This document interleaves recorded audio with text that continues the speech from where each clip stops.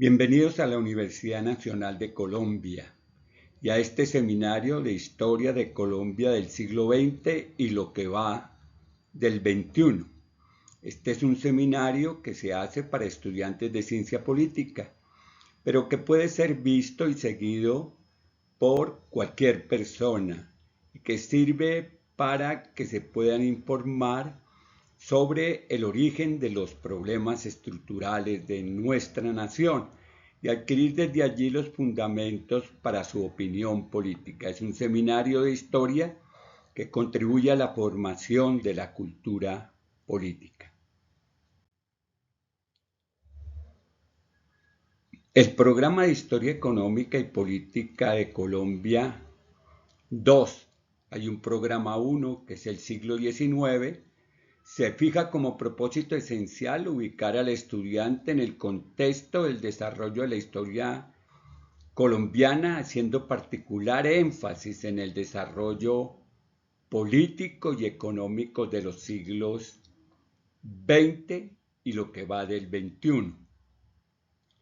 Busca proporcionar el conocimiento básico que sirva al estudiante de ciencia política para contar con fundamentos historiográficos que le posibilite entender la realidad nacional política de nuestro país y la aplicación de los fundamentos teóricos de la carrera en el marco de una realidad concreta, la colombiana. El seminario busca que el estudiante de ciencia política, desde su particular conocimiento y construcción de los problemas tratados por el seminario, adquiere el contexto explicativo histórico para fortalecer su propio punto de vista profesional sobre el desarrollo de la realidad nacional.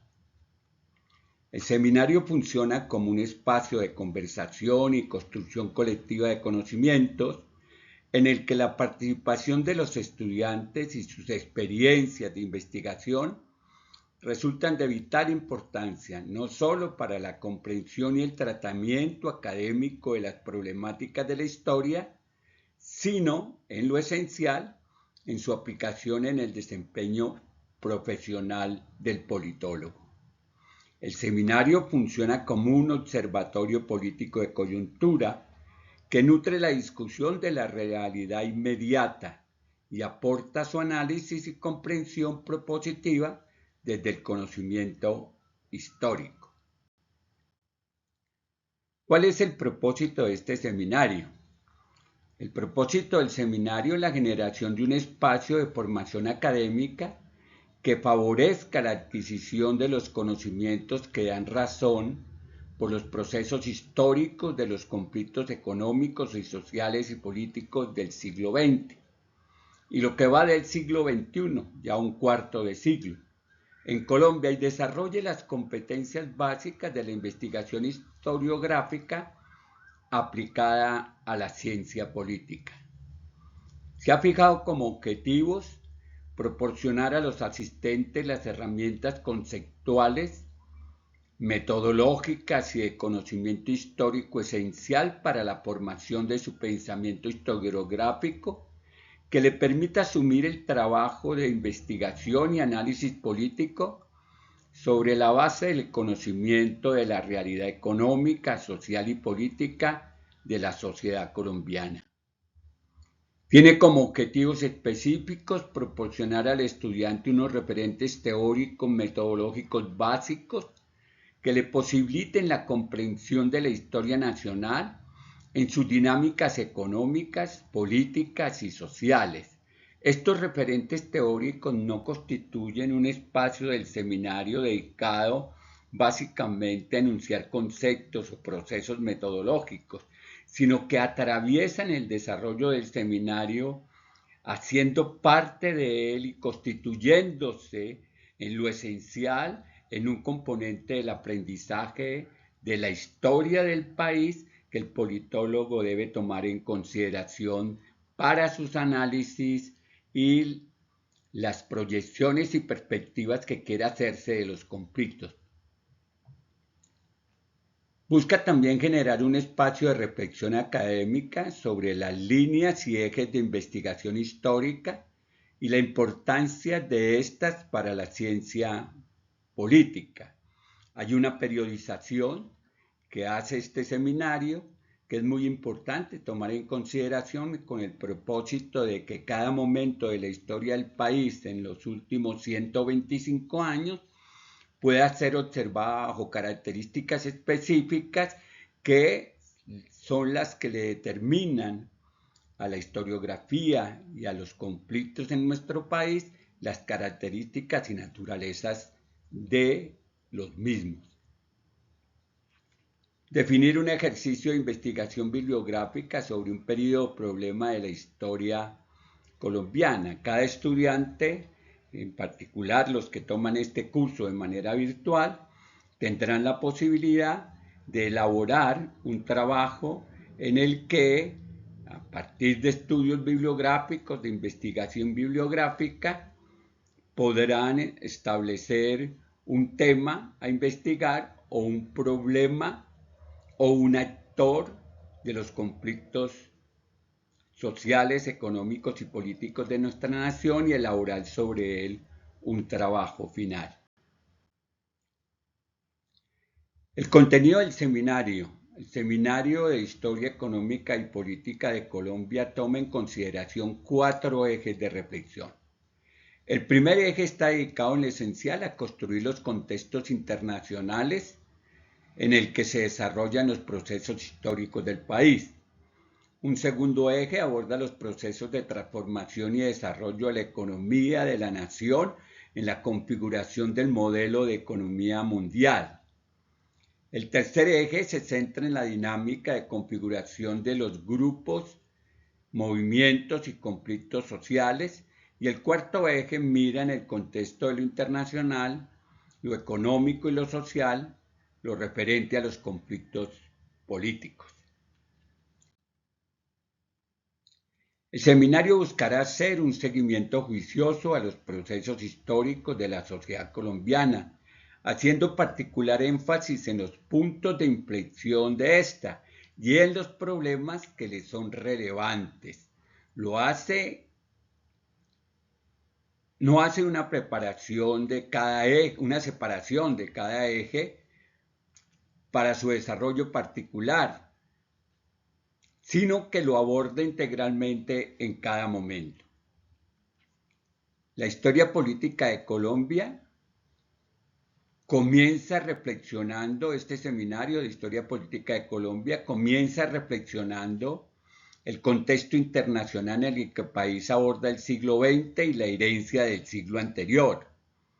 En un primer momento o ciclo o unidad de análisis, toma en consideración el desarrollo y la expansión cafetera, el crecimiento del sector agropecuario, la industrialización, la configuración del nuevo orden social y político, los procesos de empréstitos y endeudamientos, la urbanización y el mercado del trabajo, la creación del Banco de la República.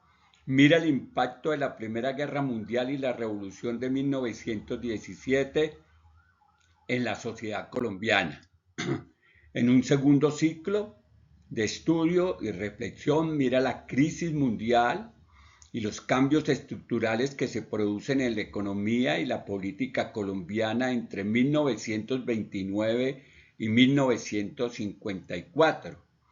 Allí observa el colapso de la industria cafetera y la crisis de la deuda externa, la Segunda Guerra Mundial y los impactos en la economía del país, simultáneamente con el desarrollo del Estado liberal y el intervencionismo de Estado en el desarrollo económico del país a través de las normas constitucionales que posibilitan la regulación macroeconómica.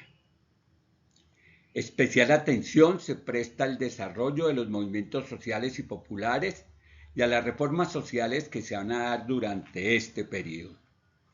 Un tercer ciclo aborda la consolidación del capitalismo en el país en el marco de la dependencia y el desarrollo económico de la posguerra y la Guerra Fría. Allí se abordan temas y problemas que tienen que ver con la dependencia externa y la industrialización, la transformación del agro colombiano, el problema de la tierra y la extensión de la frontera agrícola, la política agraria, la violencia rural, el extractivismo, entre otros temas que son de relevancia en el estudio de los procesos económicos y políticos de la nación. Se mira las transformaciones del Estado, el desarrollo del marco constitucional, el impulso de las políticas de planeación y la formulación de planes de desarrollo, así como la consolidación del intervencionismo de Estado. Durante este ciclo se hace seguimiento al estudio de los grupos y conflictos sociales, el desarrollo de los gremios, las luchas campesinas, el movimiento sindical, las reformas agrarias y laborales, los paros cívicos y en general las dinámicas del movimiento social. El cuarto ciclo, unidad de reflexión y estudio, lo constituye la relación entre violencia, guerra y política. Allí se aborda el problema de la violencia política, la guerra y los mecanismos a través de los cuales el Estado estableció sus políticas de orden público, seguridad y defensa. Se mira el periodo de la violencia, el desarrollo de la resistencia armada liberal, el gobierno de Rojas Pinilla, el Frente Nacional, la irrupción del movimiento armado, la construcción del país en urbano, la transformación del país en urbano y la naturaleza de los nuevos conflictos sociales y políticos que se van a ir desarrollando a lo largo del siglo XX y lo que va del XXI. La última unidad de análisis aborda el desarrollo de la economía liberal a través de la privatización, los tratados de libre comercio y las reformas y cambios constitucionales. Mira el enrarecimiento de los conflictos, la degradación de la violencia y la guerra, los procesos de paz y desmovilización, el fenómeno del narcotráfico y su impacto en la economía nacional, así como el desarrollo del fenómeno paramilitar y las crisis humanitarias. El curso se preocupa por mirar la dinámica de la historia nacional en el marco de las relaciones del Estado colombiano con los demás países de América Latina y del mundo. La metodología para desarrollar este seminario de historia económica y política de Colombia se desarrolla según una propuesta metodológica de fundamento participativo en el campo virtual, con el objeto de que ella misma se convierta en parte del proceso de formación de los asistentes. En el desarrollo de esta propuesta, el estudiante tiene un papel primordial en el proceso de autoformación. Es él el que va buscando los caminos que conducen a adquirir los aprendizajes que necesita para su formación historiográfica y su desempeño en la vida profesional como politólogo. Pero gran parte del trabajo lo debe realizar el estudiante en la medida que es él el que tiene que alcanzar los aprendizajes que requiere el desarrollo de su vida profesional. La oferta de conocimiento que da el curso apenas constituye un referente obligado sobre temas centrales que deben desarrollarse a partir de las notas de clase, de las lecturas que se entregan y de la amplia bibliografía que ha sido entregada para este curso. Esta metodología tiene 4 momentos.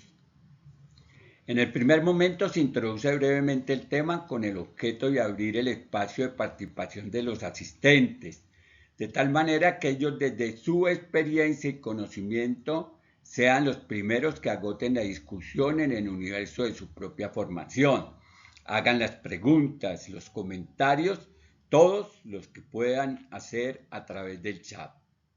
En un segundo momento se procede a ampliar el conocimiento de la temática mediante exposiciones de los orientadores y lecturas comentadas que se les harán llegar a cada uno de los estudiantes.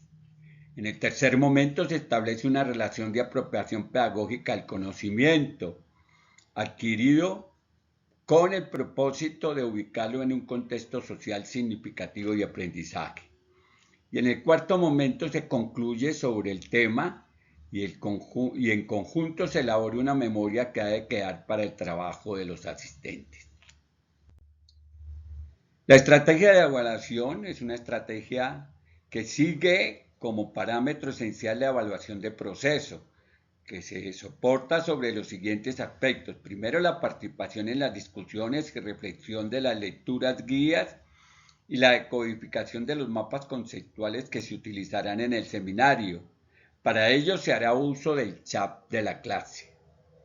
Segundo, la autoevaluación y evaluación colectiva de resultados, desarrollando la guía de evaluación que se les entregará oportunamente. Tercero, la asistencia regular, la presencialidad remota, con el objeto de que se cumpla la intensidad horaria exigida para su acreditación. Hay un sistema de control de asistencia en presencialidad remota, sincrónica o asincrónica, para que se llenen las intensidades horarias que se requieren para la certificación del curso. Cuarto, la participación en las jornadas iniciales de reflexión según la dinámica de aportes y experiencias personales. Y quinto, la elaboración de un ensayo final sobre un actor del conflicto o una problemática determinada que los estudiantes deben hacer llegar al seminario. Bien, este es el programa que desarrollaremos, está desagregado en el programa que ustedes tienen a la mano y pueden acceder a él de una manera más extensa, sesión a sesión, con los contenidos de cada una de las sesiones. Hoy iniciaremos esta sesión de introducción con la presentación del programa y un poco revisando lo que constituye la herencia política, social, económica, que le deja el siglo XIX al siglo XX como punto de partida. Entonces miraremos la herencia del siglo XIX en el desarrollo de esta primera sesión. El periodo que va entre 1886 y 1898 es un periodo de cambios políticos fundamentales y de organización del Estado. Es el periodo que se conoce como la regeneración, después del periodo del Olimpo radical, que se fue de 1863 hasta 1885, cuando asciende al poder un sector de un liberalismo moderado en alianza con los conservadores, expide la Constitución de 1886 y se inicia el periodo de lo que se denominó la regeneración. La herencia que se produce del siglo XIX hacia el siglo XX, pues está cargada de los fundamentos políticos, ideológicos y las visiones que en materia del desarrollo económico tienen quienes van a gobernar el país en ese periodo. Y que van a gobernarlo prácticamente hasta la tercera década del siglo XX. El periodo de 1886 hasta 1900 es una época de cambios y de ajustes en el marco de la política regeneracionista. Cambios que se dan en medio de conflictos y de guerras, porque está la guerra de 1895 y la de 1898, que es la denominada Guerra de los Mil Días.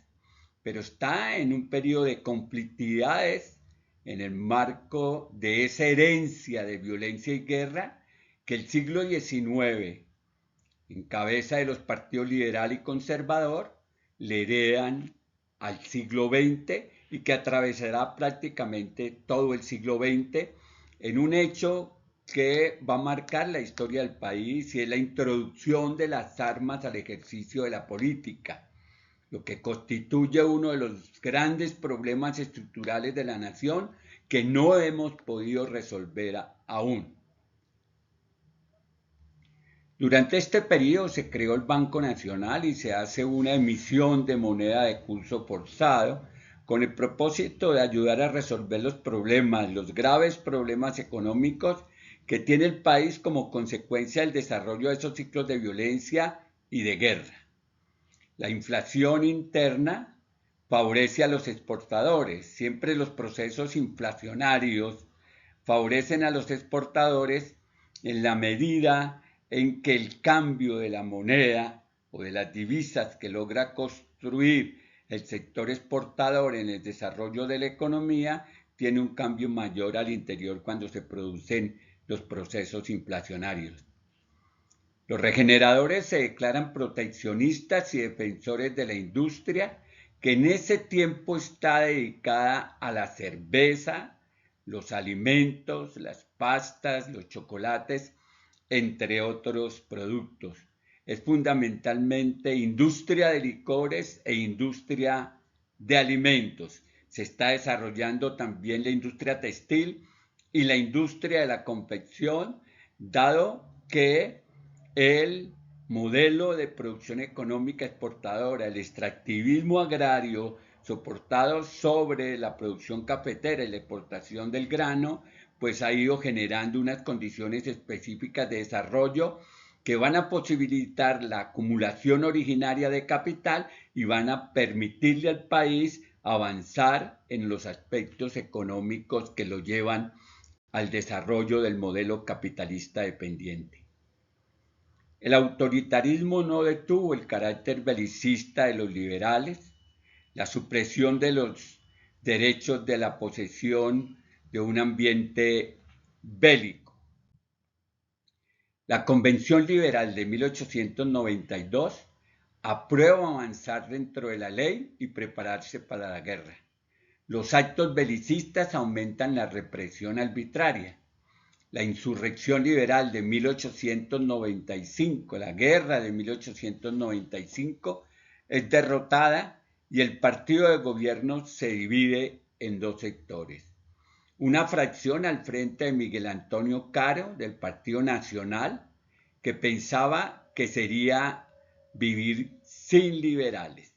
Esto genera, como lo hemos tenido a través de la historia, una visión fundamentalista en la cual se piensa que la mejor forma de vivir en el ámbito de la sociedad política es sin opositores, una homogenización de la política que busca desprenderse de los adversarios y convirtiéndolos en enemigos y aniquilándolos. Los históricos menos centralistas, con un manejo mejor con los liberales, que contaban con el apoyo de cafeteros y de comerciantes.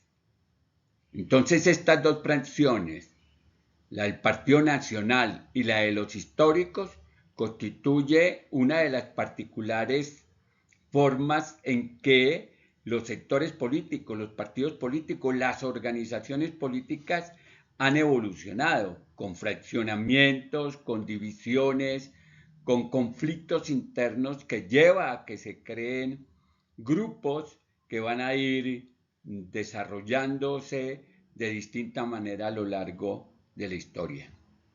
Los liberales se lanzaron a la guerra que duró desde 1899 hasta 1902, con efectos catastróficos para la nación.